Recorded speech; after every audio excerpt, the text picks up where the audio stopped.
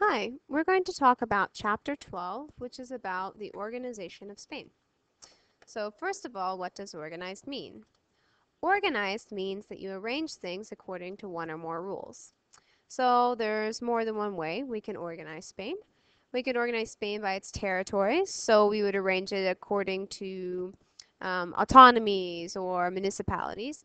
We can talk about Spain's geography, so we organize it by mountain chains and physical features, or we can organize Spain by its form of government. So let's talk about the vocabulary. Borders are invisible or physical lines that separate countries. A plain is a flat piece of land, like this. Rocky means full of rocks. Cliffs are tall rocks on the seaside. Passed means people voted to accept it. So if a law is passed, people voted that they wanted the law. Obeying means following. State is a country. The armed forces are the military. To regulate is to direct or say what people can and cannot do. To affect is to touch the lives of. Proposes means chooses candidates, and judging means deciding. So let's talk about the Spanish territories. Spanish territories can be organized by the different locations. First location is the Iberian Peninsula, which Spain shares with Portugal. Second, Northern Africa, where Ceuta and Melilla are. And third, the two archipelagos, the chains of islands, the Balearic Islands and the Canary Islands. Spain has several borders, both physical and political. Spain borders 4 countries, 2 seas, and an ocean. So in the north, Spain borders the Cantabrian Sea, which is right here, France, and Andorra. In the south, it borders the Atlantic Ocean, the Mediterranean Sea, and Morocco. In the east, it borders the Mediterranean Sea. In the west, it borders the Atlantic Ocean again and Portugal. Spain is also a part of Europe. It's located in the southwest of the European continent. Europe is made up of 42 countries, and all these countries have very different landscapes, climates, languages, and customs. So in Spain, we speak Spanish, and the climate is dry and warm. Whereas in Sweden, they speak Swedish, and the climate is cold and wet. The borders for the European continent. To the north, we have the Arctic Sea. To the south, there's the Strait of Gibraltar and Africa. The east, Europe borders Asia, and in the west, it borders the Atlantic Ocean. Spain can also be organized by its natural features, which is geography. So the relief is the natural features of a landscape, and examples of relief are rivers, gulfs, plains, capes, mountain chains. Spain has several rivers, the most important of which is the Ebro. The plateau is an example of a plain. A gulf is where you have a piece of land and a big part of water comes in. So we have Gulf, the Gulf of Valencia, and the Gulf of Cadiz. A cape is where a piece of land sticks out into the ocean. And mountain chains are pretty self-explanatory. We have several chains of mountains in Spain. Spain also has islands, which are pieces of land that are completely surrounded by water. Off the coast of Africa, there are the Canary Islands. There's 7 islands. And off the coast of the eastern coast of Spain, there are the Balearic Islands, and there are 4 islands. These are the Islas Balearicas, and these are Canarias. And the Balearic Islands have coves, which are small gulfs. Here's a map of the natural physical features of Spain.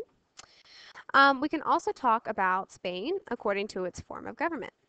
So Spain is a democratic country, Spanish democracy. It has a constitution, which is the most important law in Spain. The constitution defines the flag, the capital, the rights and duties of citizens, which is really important. It defines the organization of Spain's territory as well, which we learned about in Chapter 11.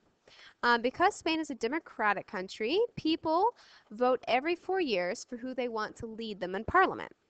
And they cast this vote in the general elections. Spain is a parliamentary democracy, which means that it has both a monarch and a parliament. The monarch in Spain is King Juan Carlos, and he's the head of state. He represents Spain abroad, is in charge of the armed forces. The parliament governs Spanish politics. Spanish citizens vote for who they want to represent them in parliament. They're called representatives because they're supposed to reflect our opinions on issues in Spanish politics. So this person and this person are supposed to represent us in the parliament. The parliament is where most of the power in Spanish democracy is. The Democratic Organization of Spain. It's organized by laws, the parliament, which is called the General Courts in Spain, the government, and the judges. The General Courts are made up of the Congress and the Senate, and the government is made up of the President, Zapatero, and the ministers. The law is really important. Constitution is the most important law in Spain. Laws are important because they guarantee the rights and freedoms of all Spanish citizens. So, right to vote, right to work, etc. Laws regulate issues related to people's lives. This means the laws tell people what they can and cannot do. There are laws for education, healthcare, transport, work, and many other areas of our lives. The general courts are in charge of making the laws. The government is in charge of applying the laws, and judges decide if people obey the law or not. The parliament is made up of the Congress of Deputies and the Senate. The people in parliament belong to different political parties. In Spain, the strongest parties are the PP and PSOE. Members of a political party that want to work in the parliament are candidates. They participate in general elections every 4 years.